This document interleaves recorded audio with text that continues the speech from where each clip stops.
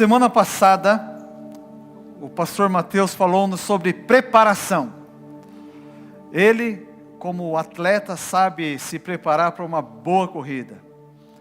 Eu tenho 2 filhos em casa, que eles sabem fazer um bom preparo para um rodízio à noite. Depois do almoço é só água, E então à noite, no restaurante, o dono do rodízio vai soltar muitas águas pelos olhos, porque o estrago é grande.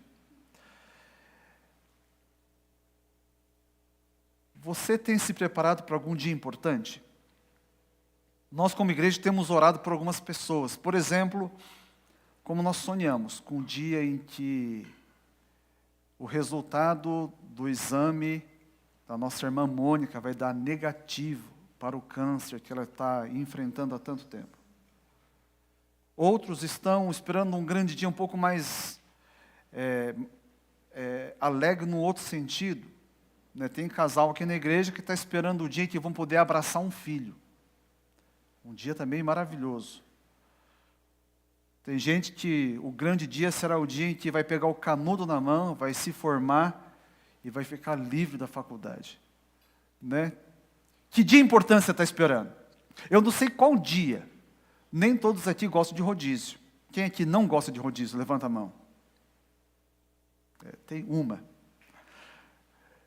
Tem gente aqui que não gosta de correr. Tem gente aqui que já tem filhos. Estão esperando netos.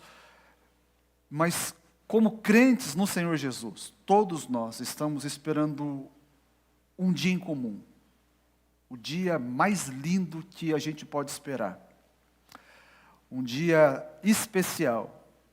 Esse dia está sendo aguardado já há 2000 anos.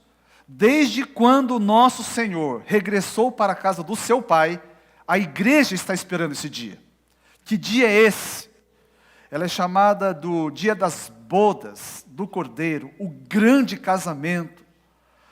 Quando Jesus, o noivo, finalmente voltará, buscará a sua noiva, que é a igreja. Para então estarmos para sempre com Ele. Tem um livro muito interessante chamado Jerusalém nos Tempos de Jesus. Foi escrito por um erudito alemão, Joaquim Jeremias é o nome dele. Depois de uma pesquisa muito profunda, pesquisa histórica, ele publica esse livro. E me chamou a atenção quando ele fala sobre como era o casamento no primeiro século lá em Jerusalém, nos tempos de Jesus. Pasmem, agora sim, depois dessa, as moças da igreja podem falar, eu estou ficando para a titia. Porque o normal para o noivado das meninas era entre 12 e 12 anos e meio. Hoje em dia isso dá até cadeia, gente? Mas era o comum naquele tempo. E com essa idade as meninas já eram noivas. O noivado era oficializado, diferente de hoje. Existia um documento que era assinado. Esse documento se chamava Ketubá, onde constavam as obrigações de ambas as partes. Inclusive o valor do dote. O noivo tinha que pagar uma quantia para a família da noiva, porque teria um certo prejuízo. Uma mão de obra ali ia ser tirada daquela família. E era interessante que até mesmo um valor que teria que se pagar em caso de divórcio. Até isso estava naquele documento. Então, uma vez esse ketubá sendo lavrado, a noiva, aquela moça de 12 anos e meio, era oficialmente considerada como esposa. Legalmente já era esposa. Então ela não poderia ter relações com nenhum outro homem, inclusive com o próprio noivo. Porque ela continuava, apesar de noiva, de ser oficial, ela continuava morando na casa do seu pai. Ficava ali, mas ela legalmente já pertencia ao seu marido. E então o noivo retornava para a casa do seu pai. E na casa do seu pai, ele tinha que preparar um aposento, um lugar onde, depois que o casamento propriamente dito acontecesse, ela pudesse morar, um local adequado para a sua esposa. Até esse dia, eles ficavam separados. E esse noivado durava cerca de 1 ano. 1 ano durava o noivado. Mas no dia exato em que o noivo iria mais uma vez até a casa da noiva, para trazê-la definitivamente, ninguém sabia. Somente o pai do noivo sabia. E você que conhece a Bíblia, a essa altura deve se lembrar da fala de Jesus lá em Marcos, capítulo 13, verso 32 e 33. Quando ele é questionado acerca da sua vinda, olha o que ele diz. Quanto ao dia e a hora, ninguém sabe, nem os anjos do céu, nem o Filho do Homem, senão somente o Pai. Fiquem atentos, vigiem, vocês não sabem quando virá esse tempo. Então, com esse costume judaico do primeiro século em mente, a gente vai ler o texto de hoje, que se encontra no Evangelho de João, capítulo 14, do verso 1 ao 3. João 14, 1 ao 3, diz aqui na NVI: Não se perturbe o coração de vocês. Creia em Deus, creiam também em mim. Na casa de meu pai há muitos aposentos. Se não fosse assim, eu teria dito a vocês: vou preparar lugar para vocês. E quando eu for e preparar lugar, voltarei e os levarei para mim, para que vocês estejam onde eu estiver.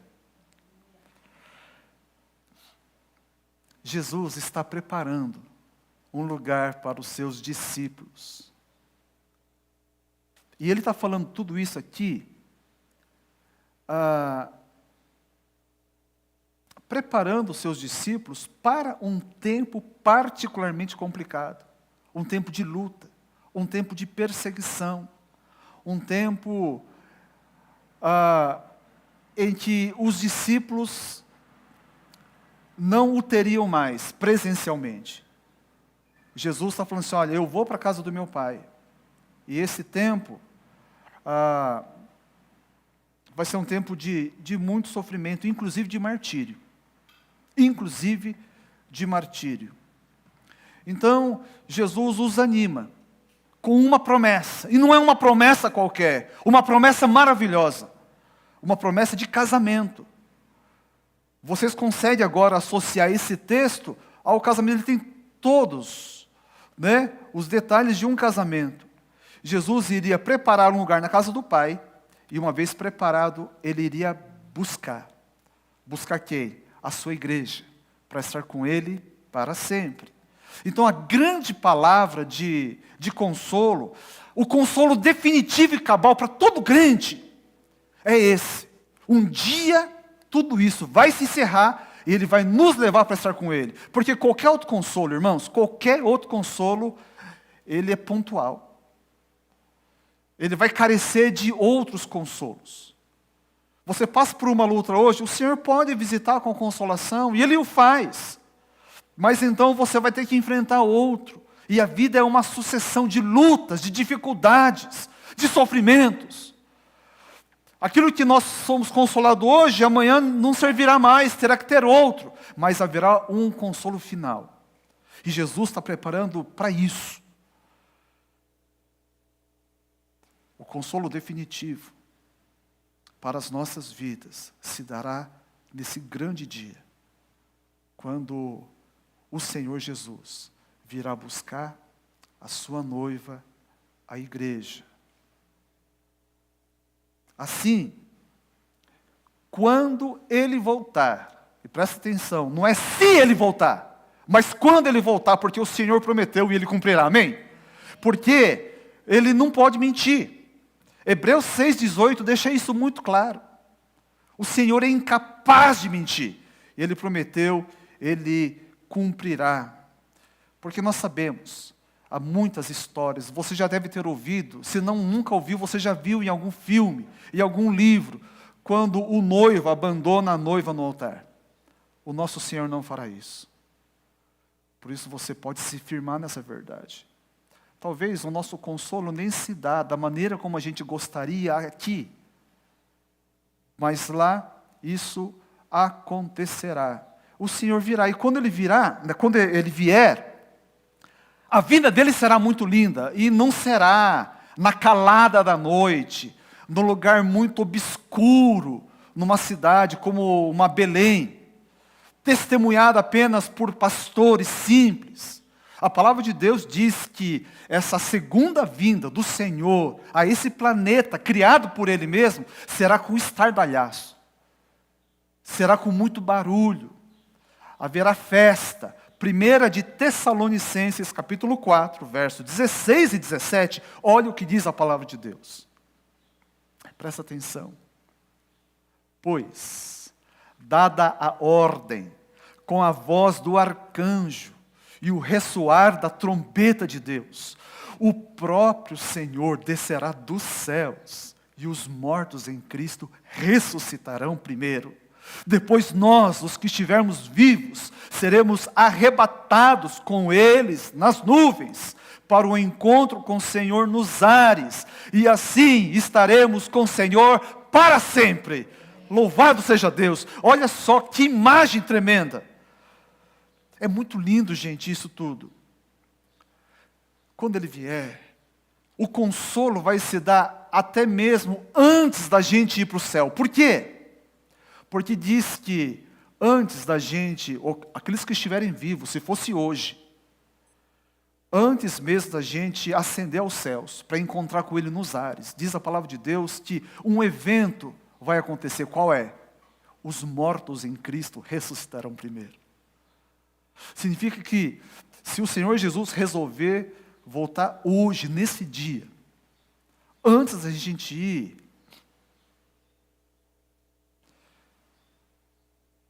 você que tem um ente que partiu no Senhor, você vai ter alegria de vê-lo com o corpo ressurreto. Eu vou poder ver o meu Pai. Vamos poder ver o Jai. Já pensou que coisa gloriosa? Antes mesmo da gente subir, esse evento vai acontecer. Que coisa mais poderosa. Antes de chegarmos na casa do Pai, a gente já vai experimentar uma alegria tremenda. E então toda lágrima de luto derramada será definitivamente enxugada. E então a gente vai poder fazer coro com aquilo que a palavra diz: tragada foi a morte pela vitória. A morte vai ser definitivamente vencida e humilhada. Esse é a esperança da igreja. Mas, irmãos, alguém já disse que todo sentimento, toda beleza só existe e só é percebida pelo contraste. A gente só conhece a tristeza por causa da alegria, a beleza por causa da ausência de beleza, o reto por causa do torto. Ao mesmo tempo que esse dia vai ser um dia de um abismal contraste. Qual é? Alegria para os salvos em Cristo. Aqueles que estão no Senhor Jesus. Mas vai ser um dia de horror, de trevas, de desespero, horror dos horrores, para aqueles que no momento oportuno não entregaram suas vidas a Jesus. Aqueles que não honraram a Jesus. Para esses vai ser um dia de escuridão. Vai ser um dia em que eles ouvirão do noivo. Mateus 7, 23. Não sou eu que digo. Então eu lhes direi claramente: nunca os conheci. Afastem-se de mim, vocês que praticam o mal. Por isso, irmãos, é imperativo que nós, que já estamos em Cristo, anunciemos a Jesus, para que aqueles que vão chorar, aqueles que chorarão nesse dia, chorem por decisão própria, por terem conscientemente recusado, se é que isso é possível. Que não chorem por não terem ouvido, não terem tido oportunidade de conhecer a Jesus. É inadmissível que aquelas pessoas que nós dizemos que amamos, aquelas pessoas que estão no nosso entorno, aquelas pessoas que muitas vezes são bondosas conosco, morram sem saber e sem ouvir da nossa boca acerca de Jesus Cristo. Somos e seríamos as piores pessoas do planeta. Uma vez detentoras dessa maravilhosa verdade e guardar apenas para nós. Muitas vezes por covardia, por não ter coragem de simplesmente abrir a boca e anunciar. Como seria esse dia de festa para nós, se ao nosso lado estivesse aquela pessoa que sempre conviveu conosco, olhasse com lágrimas, sem palavras, apenas te denunciando, falasse: Deus, ele vai, mas ele nunca falou para mim. Dia de festa, mas também vai ser dia de luto. Temos que anunciar esse Jesus. Gente, após a assinatura desse documento chamado Ketubá, então a noiva já pertencia legalmente ao noivo. E por isso, ele poderia ir a qualquer hora. A qualquer hora ele poderia aparecer na casa do pai da noiva para levá-la consigo. E sabedora disso, ela, a noiva, sabendo que a qualquer hora o noivo poderia vir buscá-la, ela deveria estar preparada. Quando? Na segunda ou na terça? Fim de semana? Ela não sabia o dia. Então, todos os dias ela tinha que estar preparada. Todos os dias. Hoje, daquele tempo não, mas hoje certamente, né? Tem moça que queria fazer chapinha, não é? Outras, enrolar o cabelo, fazer uma tintura. Qualquer moça com mais de 40 anos passar uma tintazinha, porque os brancos começam a aparecer. É preparar todos os dias, todos os dias, todos os dias, para quê? Para que quando o noivo chegasse, ela não seja surpreendida negativamente.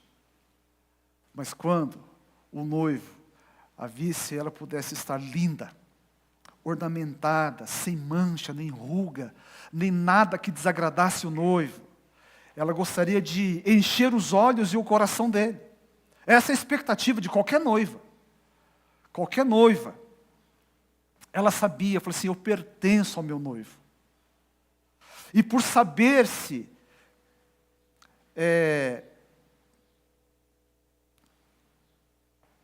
pertencer a esse noivo, ela se guardava.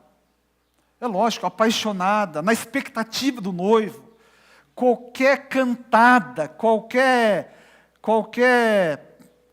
pessoa que tentasse minimamente seduzi-la seria de todo desprezada. Essa noiva tinha o coração totalmente devotado ao noivo.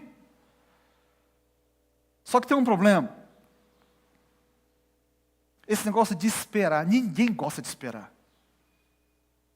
Ninguém gosta de esperar. Quem aqui dos homens esperou até ter 18 anos para começar a aprender a dirigir carro?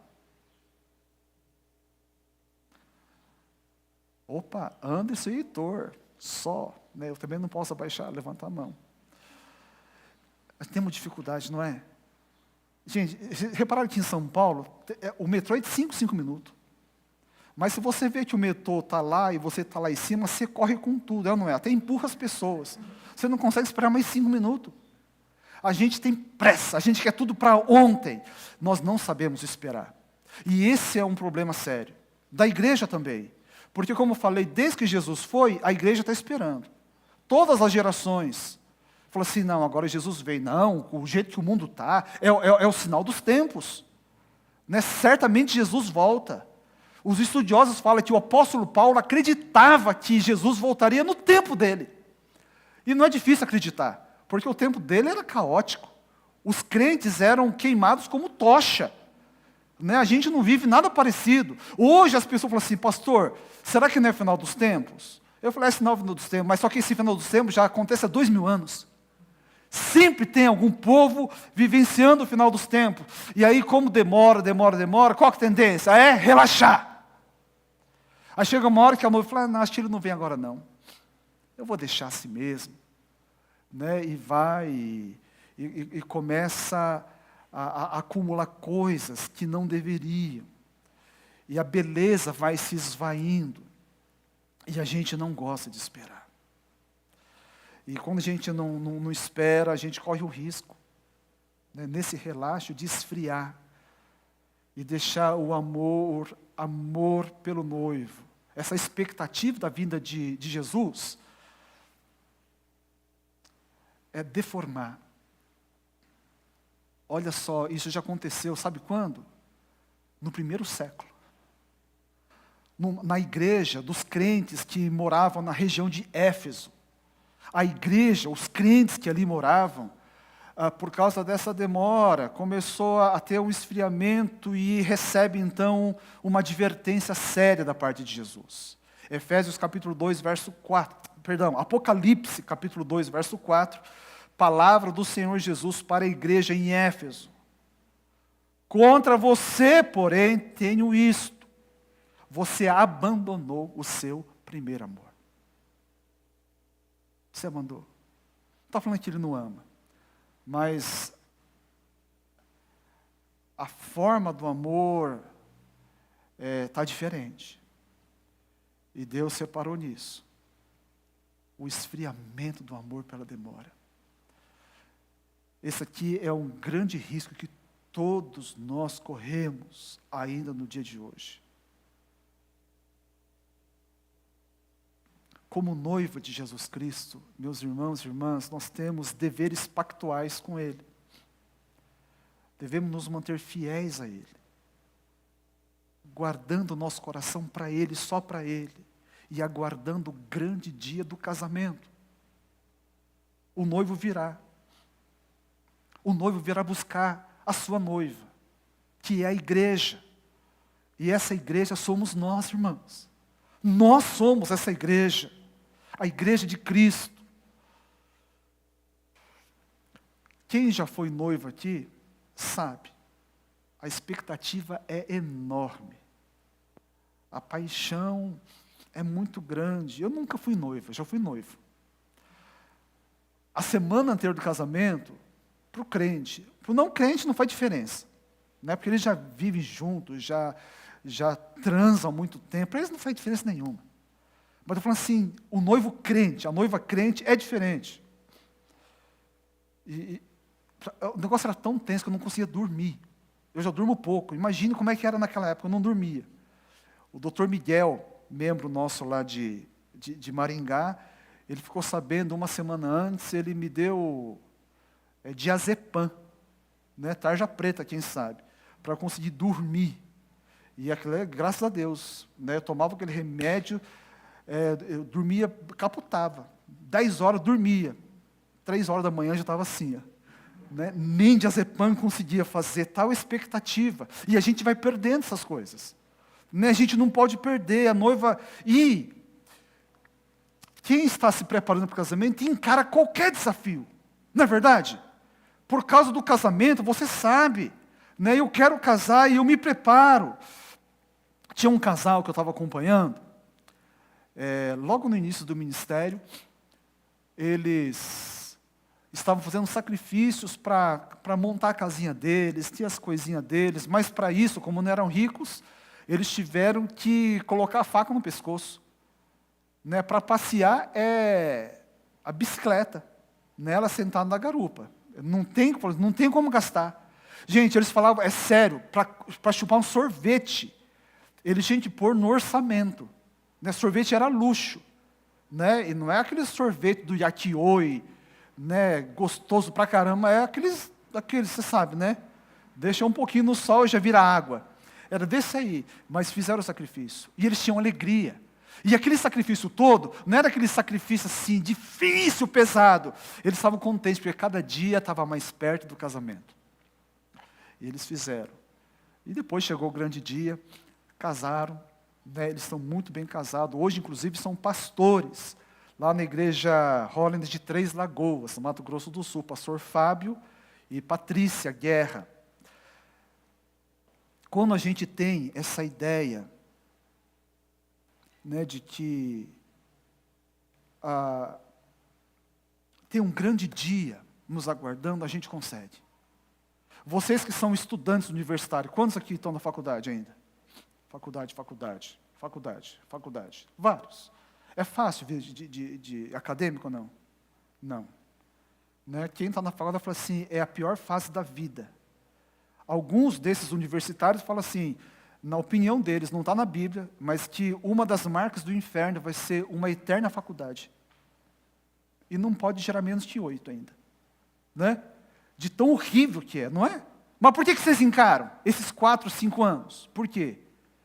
Porque vocês vislumbram aquele dia. Vai ter um dia muito bonito, que vocês vão usar de beca.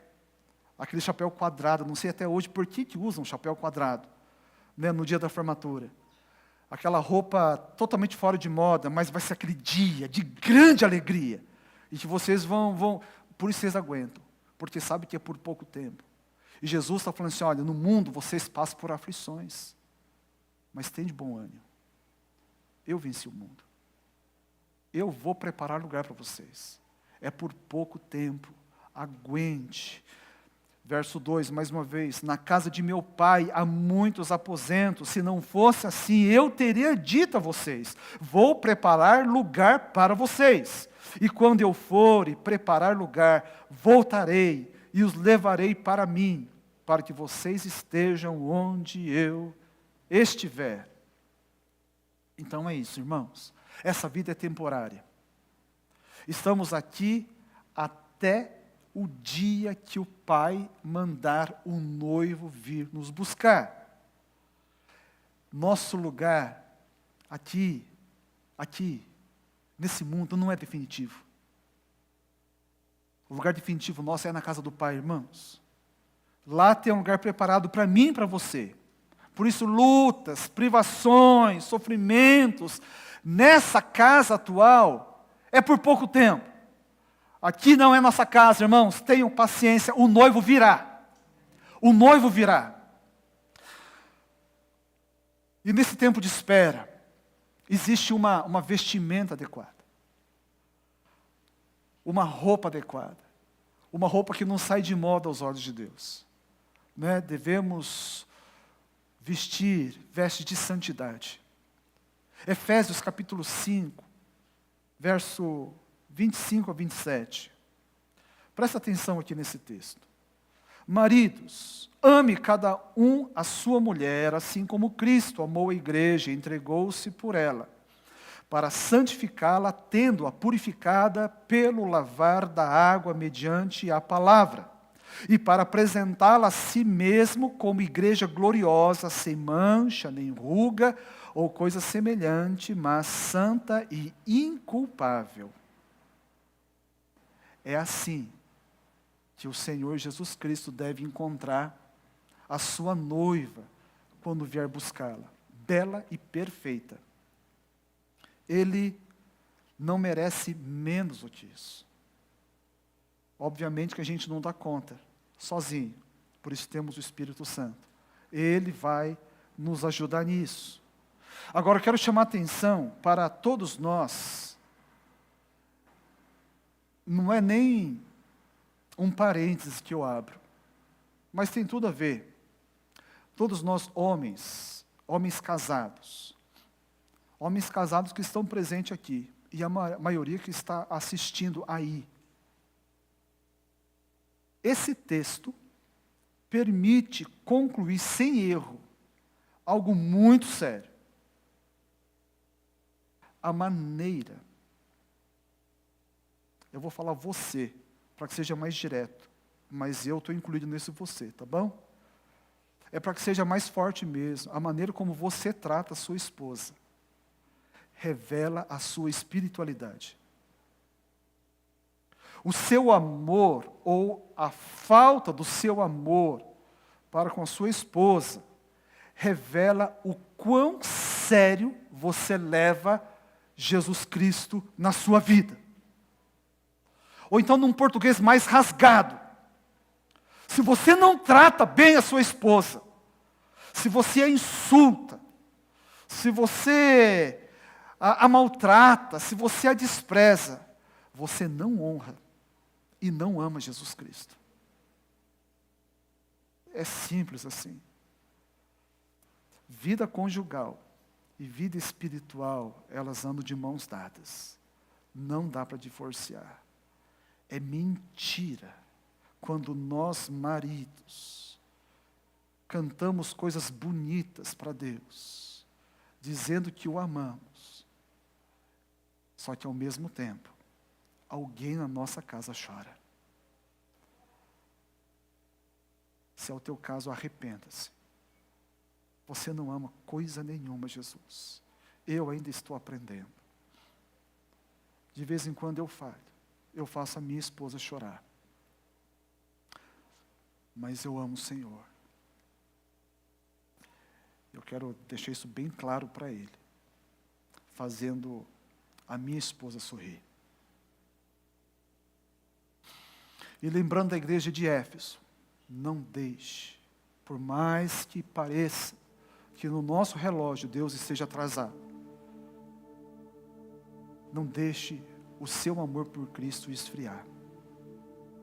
Devemos estar prontos sempre, para quando o Pai resolver enviá-lo.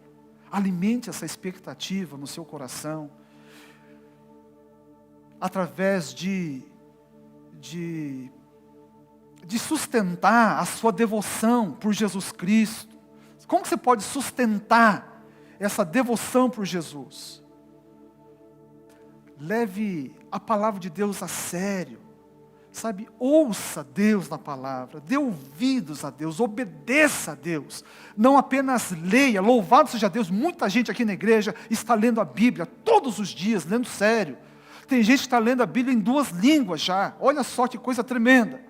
Mas não adianta ler e não obedecer. A gente lê a palavra, a gente incentiva para que a gente entenda qual é a vontade de Deus e obedeça essa vontade. Também numa vida de oração, ore intensamente, fervorosamente, ore aguardando Deus agir. Tem muita gente que tem a oração muito insonsa, porque ora, mas não espera Deus responder. É mais como se estivesse batendo cartão. Ore, mas aguarde Deus responder, porque Deus responde. Alguém já disse, é perigoso orar, porque quando você ora, alguma coisa acontece. Porque Deus vai responder. Ore como se a sua vida dependesse disso. Sustente também através da comunhão com os irmãos. O crente nunca foi criado para viver só. Aliás, desde que o homem foi criado, Deus disse o quê? Não é bom que o homem viva só. Nunca foi plano de Deus. Não se isole. Né? Não existe carreira sola na vida cristã. Precisamos viver a realidade do corpo de Cristo.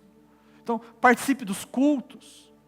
Né? Faça parte de um PG, de um pequeno grupo, irmãos. O PG está aí na nossa igreja, o negócio está avançando. Né? Engaje algum ministério. Não fique sozinho. E anuncie o Evangelho. Irmão, se tem um negócio que deixa o crente forte, é pregação do Evangelho, acredite. A pregação do Evangelho não é para crente forte. Crente forte, eu digo, crente comprometido de verdade. Crente agarrado com Jesus. Na verdade, quando a gente começa a evangelizar, e então você se agarra mais a Cristo. Por quê? Você descobre que está entrando num terreno onde é dominado pelo inimigo.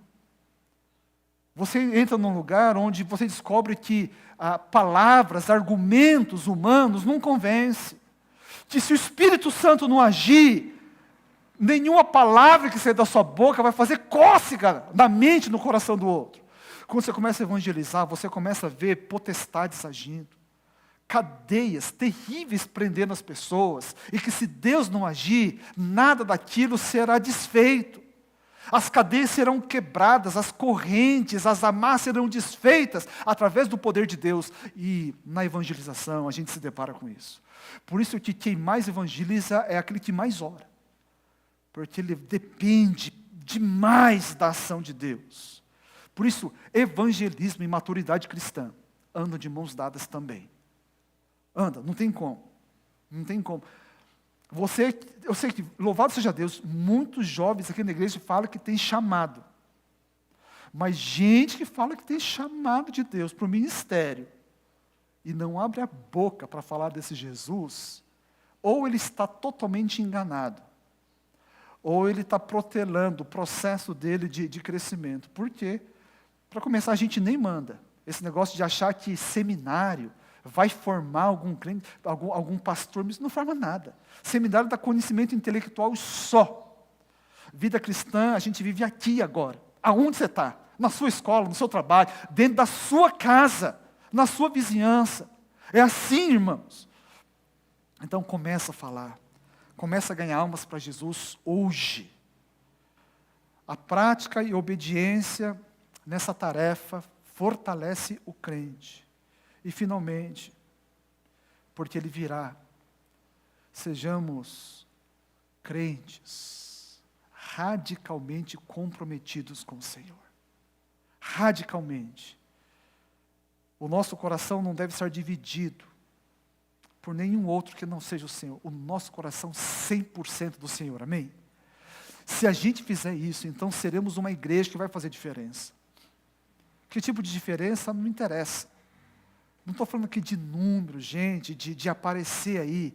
A gente tem de fazer diferença no mundo espiritual. Fazer diferença na vida daqueles que não conhecem Jesus ainda. Fazer diferença dentro dos irmãos também. Né? Uma comunhão saudável, forte, poderosa. Para quê? Para que a gente fique feliz e contente? Não. Para que a gente possa proclamar cada vez com mais liberdade e ousadia. Vamos ser esse povo, irmãos. Para que quando o noivo vier, ele tenha muito, muito, muito mais pessoas para ele olhar e dizer: vinde, benditos do meu Pai, entrai para o gozo que está preparado desde a fundação do mundo. O Senhor vem buscar. Vamos aumentar o número daqueles que vão recepcionar o noivo, para que o dia seja um dia de festa, um dia de grande alegria. Curva sua cabeça, nós vamos orar.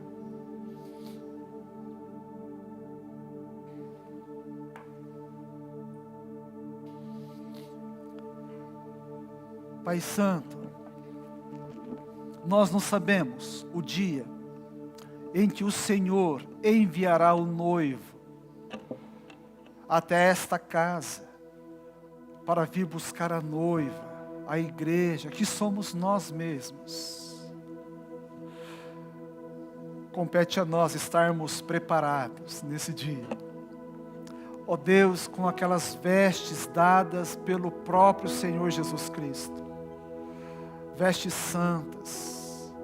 Ó Deus, para que possamos receber adequadamente, dignamente o noivo. Essa espera muitas vezes, ó Deus, faz relaxarmos como povo de Deus, como igreja de Cristo, e pedimos perdão por isso, levando uma vida despreocupada, uma vida sem expectativa na sua vinda, corrompendo, Senhor, o nosso próprio coração, ó Deus, negociando com a nossa lealdade, que deveria ser somente do Senhor. Espírito Santo, ajude-nos a compreender esta verdade. Ó Deus, essa nossa identidade como noiva de Jesus Cristo, e nos comportarmos à altura, a vivermos à altura, Senhor, dessa posição tão linda, porque o contrato já foi assinado, Jesus Cristo já derramou o seu sangue, o preço já foi pago, Senhor, e nós já aceitamos tudo isso, e queremos, ó Pai, nesse tempo de espera, honrar o Senhor. Queremos ser uma igreja linda, para que o Senhor, contemplando já aí dos céus, antes mesmo de vir aqui, o Senhor possa se alegrar com uma igreja que se mantém pura, uma igreja que se mantém santa, uma igreja, Senhor, que anuncia e fala do noivo com a boca cheia, com o coração transbordante. Louvado seja o Senhor. Ajuda-nos, ó Deus. Ó Deus, nesse tempo de espera, sermos fiéis a Ti. Nós Te aguardamos, Senhor. Nós ansiamos pela Sua vinda. E queremos, ó Deus, que esse dia tenha o maior número de pessoas felizes. Queremos minimizar o número de pessoas que estarão tristes nesse dia, porque nós vamos anunciar, nós vamos proclamar, e queremos aumentar o número de pessoas que comporão a sua igreja e serão a noiva de Jesus Cristo. É nessa santa expectativa, Senhor, que nos colocamos, e queremos viver cada dia aguardando o noivo que prometeu, e por isso sabemos, virá nos buscar. É no nome dele que nós oramos. Amém, Senhor. Amém.